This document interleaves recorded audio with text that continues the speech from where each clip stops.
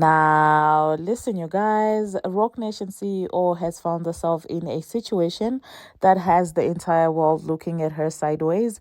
Not that they weren't before this, but obviously this solidifies everything. We're also going to be talking about the likes of Ambe, coming through and speaking up for Tory Lanez. And at the same time, Lottery Ticket is getting accused of being male-centered. And we're also going to be talking about Teyana Taylor. It seems like she is making a massive comeback. Now, these are some of the things that we are going to be talking about in this video. Hello, tea lovers, and welcome to the tea blog. I trust you guys are doing well, and I trust you are doing great. Personally, I am doing great, you guys. I am doing extremely amazing. And without further ado, let us dive straight into today's tea. So, first of all, let us talk about Roc Nation and, of course, Desiree Perez. Now, it is being reported that while she is being accused by her own daughter of using power and money to throw her in, facilities, really. And, according to the daughter, she is saying that, well, even though she was found clean, Desiree was out there making allegations of her using substances and, her husband basically having DV actions towards her. Meanwhile, Desiree was doing all of this allegedly to just try and, punish the husband because the daughter was actually refusing to leave her husband. And honestly speaking, this does sound familiar when the daughter is actually talking about it and how much, powerful the mother is and how much she uses tactics and stuff like that. To me, that sounds very on brand. When it comes to this lady, could this be the Tory Lanez karma that is now coming for this lady? Because it seems like everything, just like Kate Williams says, everything is coming to light and everybody is getting exposed left, right, and center. Now, she is saying that regardless of the fact that they couldn't find any substance in her system, the mother still wrote a very long document that had them, putting her in a facility when she shouldn't have been in there, according to her. And she's also accusing a certain doctor of, falsifying a diagnosis just to make sure that she is taken, to that facility. And at this point, I'm just like, what are these people doing? And I'm just thinking, if she's capable of doing this to her own daughter, now imagine what she will do to a stranger. And these are the people that certain celebrities have been calling out, but because people just, I don't know, for some reason people are just mesmerized by Jay-Z to the extent that as long as anything has him involved, or as long as somebody is affiliated with him, people will just eat up any and everything that those people say. But anyway, let me just insert the audio, you guys, so that you can hear for yourself the story as told by the daughter. Now I'm just thinking, if Tory really did refuse to sign to Fraudulent Nation, imagine what they're capable of doing to him. She spent nearly 2 weeks in mental health institutions for no legitimate reason. She claims in a recently filed lawsuit that it was orchestrated by her own mother, and others who should have protected her failed her. NBC6 investigative reporter Amy Viteri has her story. So legally, I can't go home. No, you cannot. Why? Because you're being Baker acted. Body camera video shows the moments Broward deputies encouraged Demore Hadley to get into this pickup truck with people she says she didn't know. I can't ride with you and you guys take me? You're going to be in handcuffs, so dog's not going to be able to come? I don't want to be handcuffed. Okay. Demore says they took her to a hospital for a mental health evaluation after this doctor signed paperwork saying she was a risk to herself. What he told me was, we received a call from your family that you tried to OD the night before. A doctor she says she'd never met before. And according to Demore, it's her own mother who's behind it. In this lawsuit, she claims her mother, Desiree Perez, used unlawful means to have Demore falsely detained under Florida's Baker Act and Marchman Act. So she's the CEO of Roc Nation, a company that she owns along with Sean Carter, the famous rapper Jay-Z. The complaint alleges a conspiracy, saying Perez used her money, power, and influence to tear apart Demore and her husband, Javon Hadley, and created an enterprise of individuals to effectuate her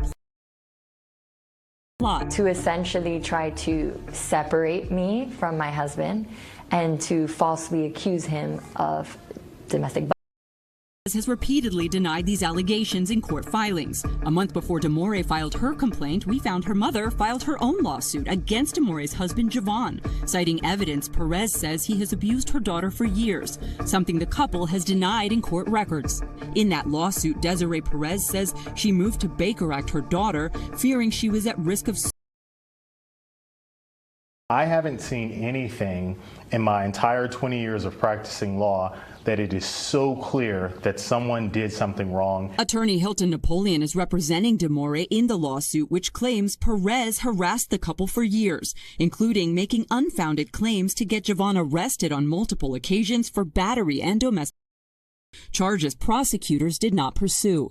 The state attorney's office wrote a 11-page scathing closeout memoranda, which basically said that her mother made false allegations to the police. In this closeout memo, a prosecutor with the Miami-Dade State Attorney's Office cites Demore's lack of cooperation and raises concerns about some of the evidence and how it was obtained.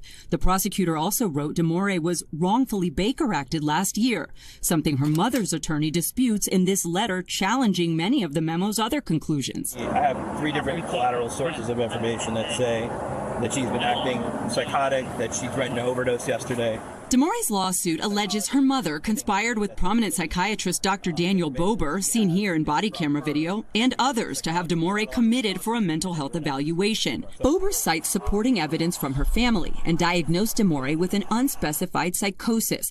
He ordered she be taken to Memorial Regional Hospital, where he is chief of psychiatry, and where results from tests taken upon admission were negative, according to records Demore shared with us. They told me your tox screens came out negative, and I go, I know. I don't do drugs. In a statement, Dr. Bober's attorney said Demore was placed under the Baker Act for 38 hours due to the potential risk of imminent harm she posed to herself, adding failing to take appropriate action would have been a breach of Dr. Bober's ethical and professional obligations. While Demore was at Memorial, her mother further petitioned to have her transported to a different facility under Florida's Marchman Act, claiming again in court records that Demore suffered from severe abuse. A judge granted that petition. They ran the test. They knew that she had no her system and she was not abused. And the fact that you can't do anything about it is scary. Demore was sent to this treatment center in Deerfield Beach, where Dr. Bober serves as medical director. Where are the people that are supposed to protect me from this happening? According to her lawsuit, Demore requested a hair follicle test at that facility called Life Skills, which detects for at least the past 3 months and which showed no drug in Demore. Demore was held at Life Skills until April 8th. She shared discharge paperwork that lists a diagnosis of persistent depressive disorder, which she disputes. No medication was prescribed. Court records show. Well, there you heard that, you guys. There you heard that. Now, moving on to the next thing that we are going to be talking about. We are going to talk about Lottery Ticket. So Lottery Ticket is out there gearing up for a release of a new album. And one thing about these girls is no matter how much they flop, they will still put out these albums. And I'm like, what are you doing? You're oversaturating the market with your music. And I remember I used to say the same thing when Coily Ray was releasing mixtapes, EPs, and albums just randomly. And I was like, okay, what she's doing is in the long run going to hurt her, because the market is going to be oversaturated by your music. And it seems like Lottery Ticket hasn't learned her lesson from Coily Ray, because she's letting us know that, well, there is an album coming. And that kind of explains why she might have responded to that comment that was mentioning Nicki Minaj. For the girls, you guys know that, well, no Nicki Minaj, no clout. So I'm not shocked that she all of a sudden decided to pay attention to a comment that said Nicki Minaj, she wants to use her again for the rollout. She will try to show the fake love. If that doesn't work, don't be surprised when she starts, throwing jabs and stuff like that. When she starts to try to rekindle that, beef between her and Nicki Minaj, just so, she can get a little bit of hype. Now, that being said, in that interview with Speedy Speedy was basically, calling her a my man type of girl. And, she was proudly owning it up. And she was like, oh, everything I do, I always say my man. And, she was very proud of that, actually. And people were like, okay, everything about Lottery screams pick me. She's so, male-centered. And I kind of see it in her. I don't know what it is about her and men.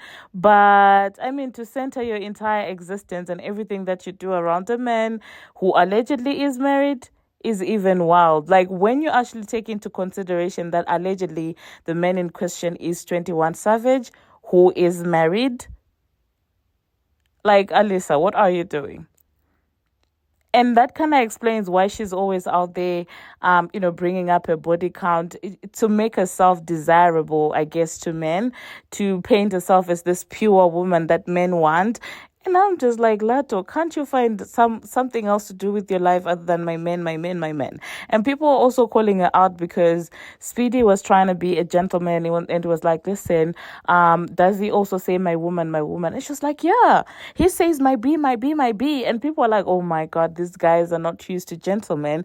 But anyway, let me insert what she had to say and let me know if it's giving grown woman or if it's giving teenager. She just gives me teenager vibes. She gives me trying too hard to be, to have the appeal, the S appeal.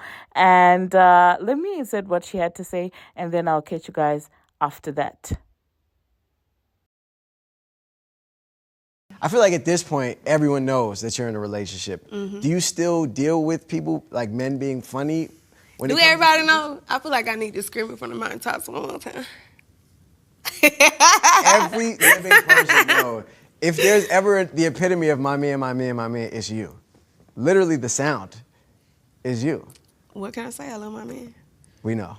Have you always been that way when it comes to... I'm a Capricorn. Like, what? Okay, but what does that mean, though? Like, I feel like when a Capricorn in love, like, when we single. But when we in love, like, I wake up, my man. I take a shit, my man. I make breakfast, my man. I'm driving, my man. I'm bathing, my man. Was there ever a day you feel like in recent time where you like didn't think that? No. It's never happened? No. Just my man at all times? Eat, my man. Bathe, my man. Sleep, my man. Mm. When he's doing also those things, is it also like my woman? Wake up, my go to sleep, my bathe, my... I think you found your match. If y'all both thinking the same, if y'all are thinking about each other while y'all are and eating, you might have actually met your person. It's for real life. Like, in real life, I still get butterflies. Like, in real life, I'm still obsessed. Like, I still got a crush on my man.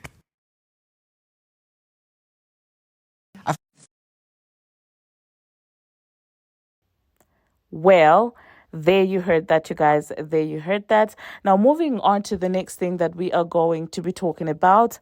Let us talk about this entire situation with Teyana Taylor. Teyana Taylor is out there ready to give us some music.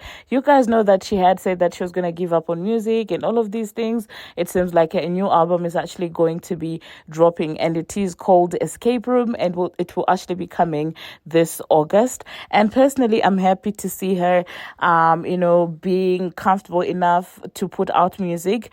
I mean, for an artist like her, it surely can't be easy, because when you don't have massive industry backing, it's really tough out there for a lot of artists.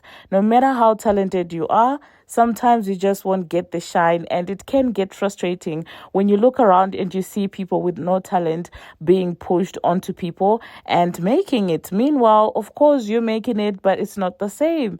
So I kind of understand why she was probably frustrated.